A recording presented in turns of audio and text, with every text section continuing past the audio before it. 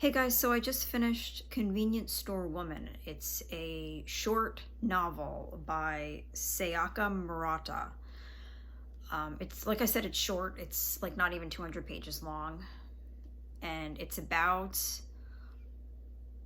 a woman in her 30s who works at a convenience store, and it's kind of her life. She doesn't really have an identity beyond working at this store. It was kind of interesting, but nothing really happens in the book. There's not really much of a plot. There's really no character development. And she meets this man who comes to work at the store that she works at. And this guy is just intolerable. He's just awful. He just says the rudest, meanest things to her.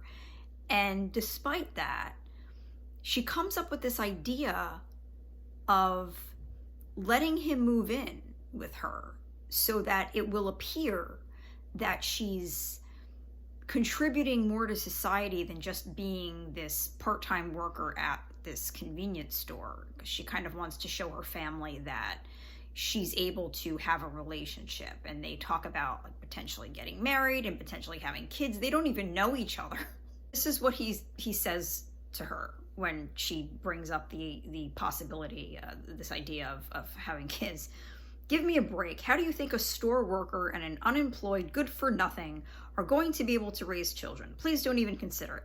You'll be doing us all a favor by not leaving your genes behind. That's the best contribution to the human race you can make. So in another passage, this is something that the male character, his name is Shiraha, says to the main character of the story. Her name is Furukura. I'm sure I'm pronouncing that wrong. I apologize. Anyway, so this is what he says to her. That's because you're just too far out there. A 36-year-old single convenience store worker, probably a virgin at that, zealously working every day, shouting at the top of her lungs, full of energy, yet showing no signs of looking for a proper job. You're a foreign object. It's just nobody's bothered to tell you because you're too freaky. So,